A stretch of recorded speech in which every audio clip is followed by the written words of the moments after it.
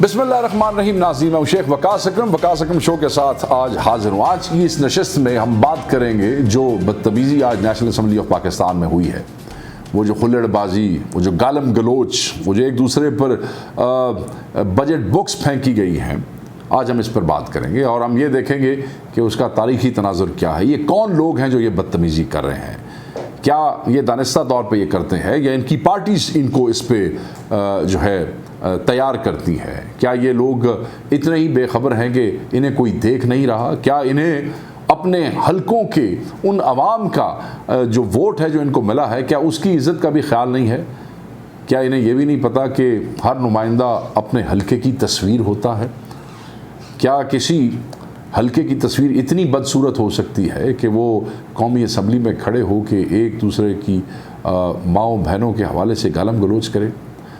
इन चीज़ों को देखना बहुत ज़रूरी है। इसलिए ज़रूरी है कि ये जो गुफ्तगू यहाँ होती है, इस गुफ्तगू के हवाले से फ्यूचर जनरेशन्स के ऊपर असर पड़ता है, क्योंकि यहाँ जो लोग बैठे हैं वो पाकिस्तान के लिए कानून बनाते हैं, पाकिस्तान के लिए कवायद बनाते हैं जिसके तहत इस मुल्क ने चलना है। और वो लोग जिन्होंने कवानीन बनाने हैं इस मुल्क को चलाने के लिए, अगर उनकी असल तस्वीर, उनका असल चेहरा ये है, तो फिर मैं ये समझता हूँ कि ये मुल्क आज जिस दहाने पे खड़ा है, फिर शायद यही लोग उसके ज़िम्मेदार हैं। आज फिर शायद हमें असल ज़िम्मेवार मिल चुके हैं जिनकी वजह से हम तरक्की नहीं कर सक रहे हैं। तो ये सारी चीज़ें देखना बहुत ज़रूरी है, इसलिए हम आज इस इशू को, इस टॉपिक को इग्नोर नहीं कर सकते थे। नाज़रीन, हम इस पे इसके मुख्तलिफ़ पहलुओं पे बात करेंगे और ज़रूर करेंगे, मुख्तसरन करेंगे मगर करेंगे।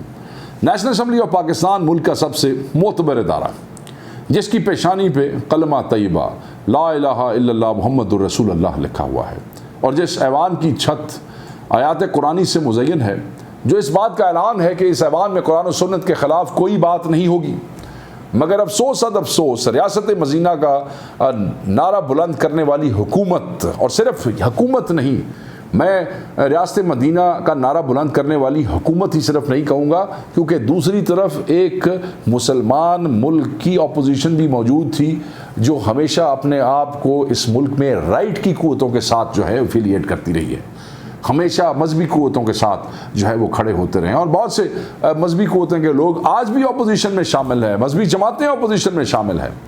ये ज़रूरी है कि जब हम रियासत मदीना कहें तो हम देखें आज के इस इंसिडेंट में दोनों अतराफ़ जो हैं वो बराबर की शरीक हैं। इस पे तो हम बात करेंगे कि किसने पहल की और किसने जो है उसको फिर बाद में लेके वो चले, ज़रूरी है कि हम इसको देखें।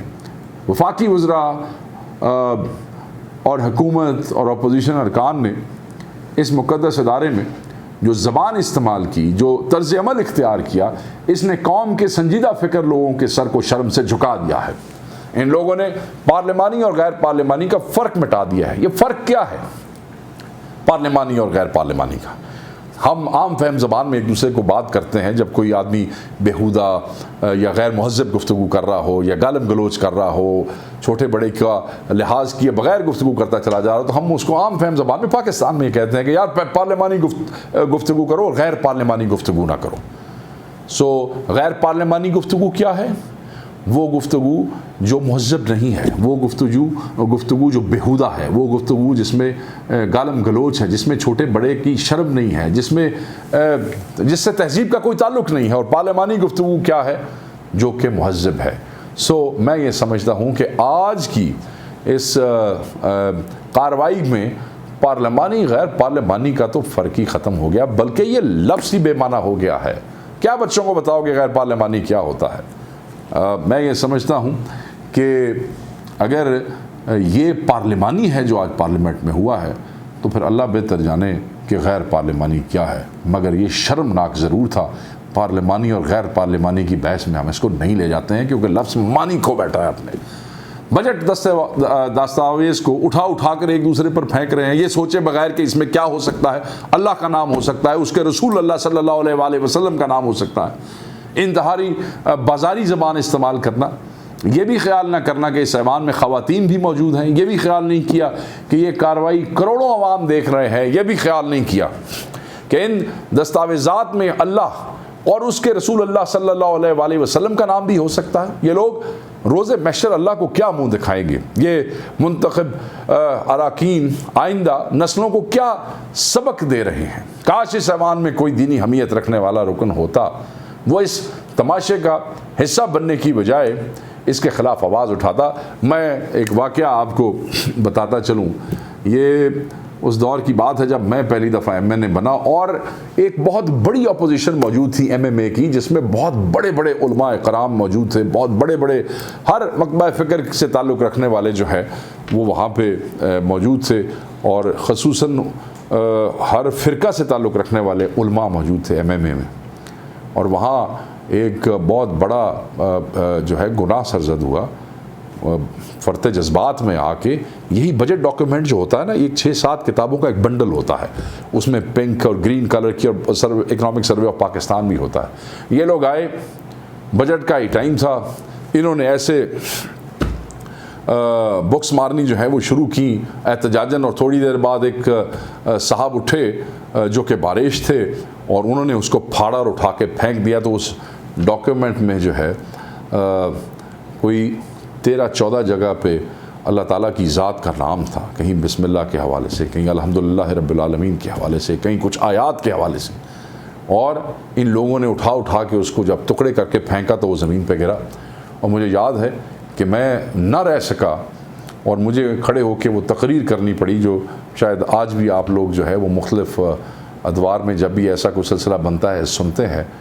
और वो तकरीर जो है पाकिस्तान के ऐसे मौलवियों के ख़िलाफ़ थी जो शायद आज के हवाले से कि इस्लाम क्या कहता है और अल्लाह ताला के नाम की क्या अहमियत है और क्या हमीयत है, और उसको किस तरीके से उसका एहतराम क्या है।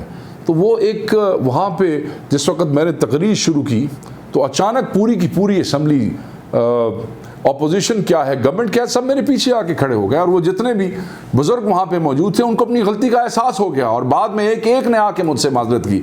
और मैंने कहा मुझसे माजरत ना करें, आप अपने रब से माजरत करें, क्योंकि ये जो आपने किया है ये गुनाह उस जो है हस्ती के हवाले से वो ही आपको माफ़ कर सकता है, मेरी क्या औकात है। मैंने तो ये बात करनी थी और मैं अपने जज्बात नहीं रोक सका। मैं तो हैरान था।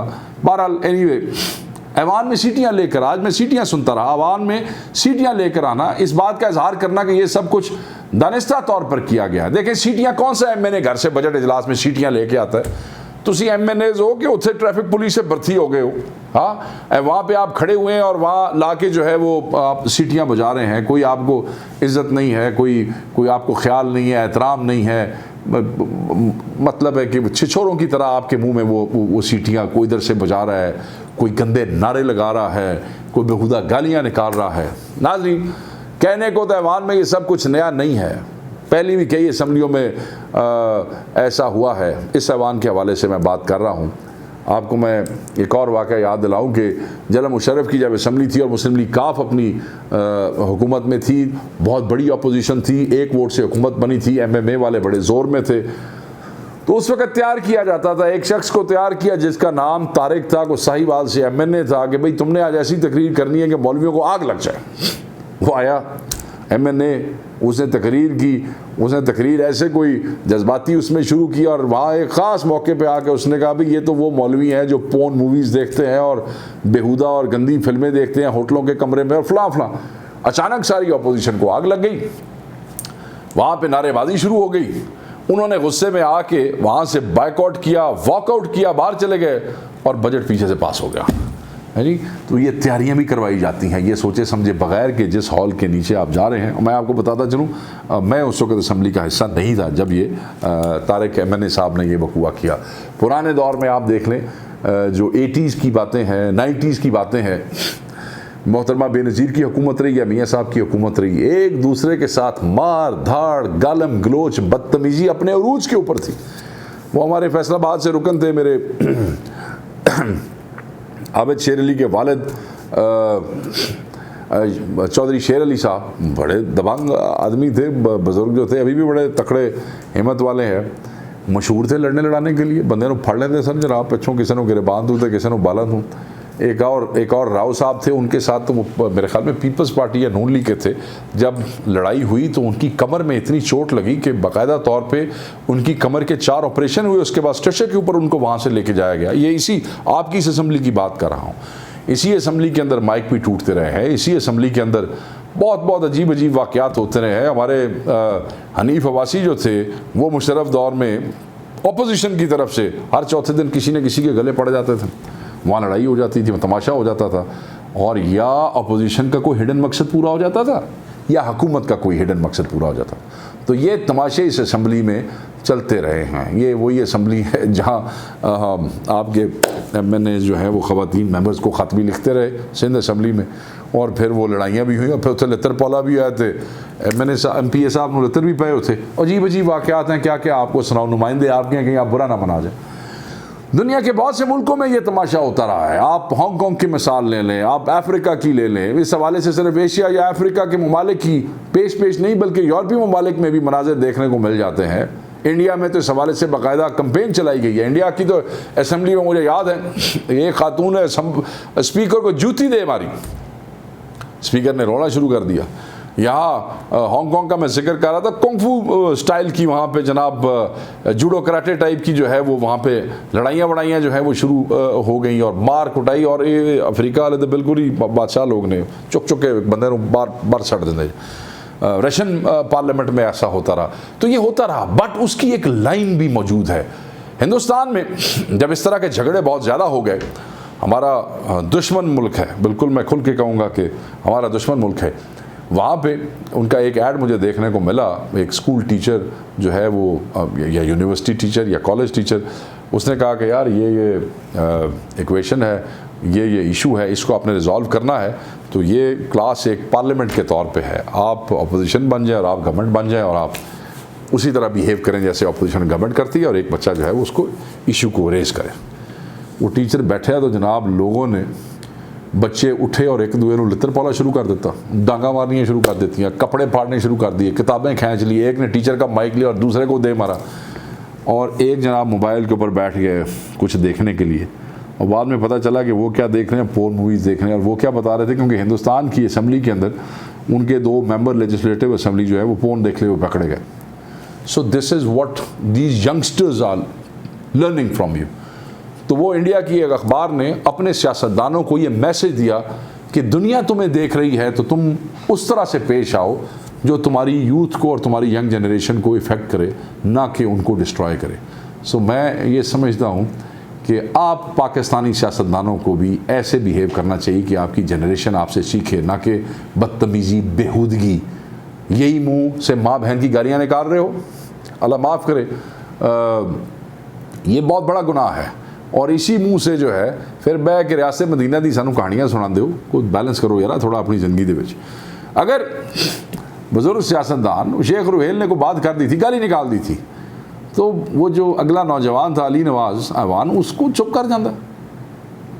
यहाँ पे आगे से और गालियाँ, चीज़ें और हीट अप हो गई। इसका ये मतलब नहीं है कि मैं किसी एक पार्टी की साइड ले रहा हूँ। जो अपोजिशन की तरफ से भी बेहूदगी और गालम गलोच हुआ है, मैं उसको जस्टिफाई नहीं कर रहा हूँ। मगर अगर एक आदमी जो तुम्हारे बाप की उम्र का है, बल्कि शायद बाप की उम्र से भी ज़्यादा है, और वो गुस्से में या ब्लड प्रेशर में किसी सिचुएशन में कोई बात कर देता, तो यार कुछ बंदा हया शर्म से कुछ सुन लेता है।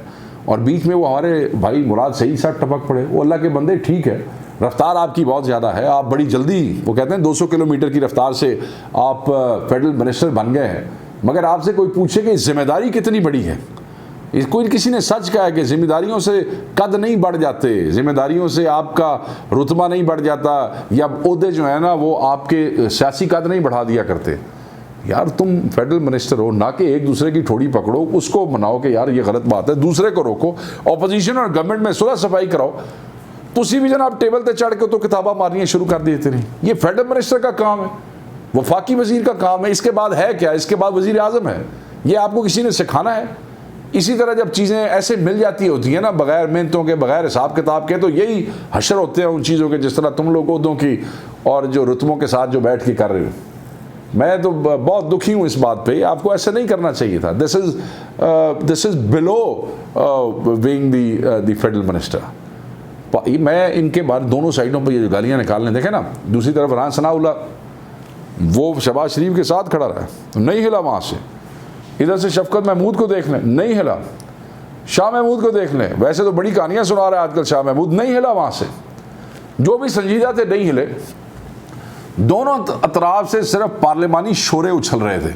पंजाबी इस बात को समझते होंगे शोरे क्या होते हैं, और पार्लिमानी शोरे उछल रहे थे। ये नए नए, किसी को पहली दफ़ा मौका मिला असम्बली में आने का, किसी को पहली दफ़ा मौका मिला वज़ीर बनने का, किसी को अपोजिशन में मौका मिल रहा था अपने लीडर के करीब होने का। वो शहबाज शरीफ साहब देख रहे हैं मैं जितनी बदतमीज़ी और बकवास करूँगा उतने मेरे नंबर उनकी आंखों में बन जाएंगे। ये सारा ड्रामा वहाँ पर चल रहा है। मैं ये समझता हूँ कि ये सारा काबिल मज़म्मत है। मेरा तजर्बा है कि ये बातें दिलों में रंजिश पैदा करती हैं, ये दुश्मनियों का बायस बनती है। मैं आपको एक मिसाल देता हूँ, मैं पीपल्स पार्टी की एक मिसाल देता हूँ कि काफ लीग का एक MP थे अल्ताफ़ उन्नड़ सिंध से, और उन्होंने मुशर्रफ दौर में एक बाई इलेक्शन के दौरान जरदारी साहब की सिस्टर अदरा पेचियो जो है उनके साथ बदतमीज़ी की, उनकी गाड़ी पे कुछ शायद फायर शायर किया या हमला। जरदारी साहब जिस वक्त प्रेसिडेंट बने उस दिन या 2-4 दिन बाद अल्ताफ़ उन्नड़ गिरफ़्तार हुआ, और शायद ही वो जरदारी साहब के दौर में बाहर निकला। उसकी ज़मीनें छीन ली गई, उसकी गाड़ियों पे कब्ज़ा हो गया, उसके छोटे मैट्रिक FA के बच्चे जो हैं वो दहशतगर्दी के FIRs में अंदर कर दिए गए, और वो रोता धोता रहा। और इसी तरह इस मुल्क में होता है। जब आप हुकूमत में रहें तो सोच समझ के रहें, क्योंकि कल आपकी बारी भी आ सकती है। और ये जो हम सियासतदान हैं ये बड़े वेनमस हैं, ये अपने दिल में रख लेते हैं, ये बदले लेते हैं। बिलावल के ख़िलाफ़ ज़बान इस्तेमाल हो रही है, वो बिल्लो रानी के जनाब वो लगे हुए हैं, गो न्याजी के और उनकी बेगम साहिबा वो पीरनी जो है उनके हवाले से गुफ्तगू हो रही है। उधर से नवाज शरीफ चोर चोर, ये सारे तुसी चोर। ओ भाई अगर ये सारे चोर ने तो तुसी की हो, हुकूमत तुहाडे कोल है, थानेदार तुसी हो, ये चोर हैं और ये बाहर हैं, तो फिर आप इन चोरों के साथी हैं, फिर ये कहानियाँ बंद कर दें। सो मैं ये समझता हूँ कि किसी को भी बुरा कहना, इमरान खान को बुरा कहना या उनकी बेगम साहिबा के हवाले से कोई बुरी बातें करना खड़े होके, ये मैं इसलिए बात कर रहा हूँ क्योंकि आज मैंने जो टॉक शोज देखे हैं सब आगे से ले में ओ जी देखें जी वो तो उषा बीबी के हवाले से ऐसी बातें करते हैं तो हम इसलिए उनको चोर चोर कहते हैं। इस किस्म के ड्रामे मैं सुनता रहा हूँ, चाहे अपोजिशन वाले उनके हवाले से कोई अखलाक से गिरी हुई बात करें, चाहे आप गवर्नमेंट वाले उनके बारे में अखलाक से, ये सब काबिल मज़म्मत है। कुछ शर्म करो, कुछ हया करो, कुछ अल्लाह तो डरो। कि यहाँ पे लोग रोटी से तंग हैं, जिन लोगों ने तुम्हें MNAs MPs बना के भेजा है वो महंगाई, वो इस तुम्हारा मुंह देख रहे हैं कि तुम असम्बली में जाके बजट पे महंगाई के ऊपर बात करोगे, और ये बकवासें चल रही हैं कौमी असम्बली के अंदर, और ये रवैये चल रहे हैं, सीटियाँ बज रही हैं, किताबें बज रही हैं। कुछ हया शर्म करो, जिन्होंने वोट दे के भेजा है उनके लिए कुछ आसानियाँ पैदा करो। हम भी असम्बलियों में रहे हैं, ये सारे हालात देखते रहे हैं। एक लाइन होती है, एक चीज़ होती है जिसको आपने क्रॉस नहीं करना होता है, मगर आज आप लोगों ने तमाम हदूद पार की हैं। बकौल आपके ही सोशल मीडिया का दौर है, कुछ सोच समझ की गुफ्तगू कराया करो सारे। और मैं ये दोनों अपोजिशन और गवर्नमेंट को कहूँगा कि आपका हर एक एक्शन, आपका रवैया ये बच्चों, नौजवानों और अगली जनरेशन के ज़हनों पर असर रखता है। और नाज़रीन, एक हदीस का मफ़हूम भी है कि तुम में से अच्छा वो है जिसके अखलाक सबसे अच्छे हैं। खुदा करे कि ये लोग जलसों की तकरीरें जलसों तक महदूद रखें, अपने हलकों तक महदूद रखें, और पार्लियामेंट में बैठ के पार्लिमानी और बाइक अखलाक गुफ्तगू करें। Thank you very much.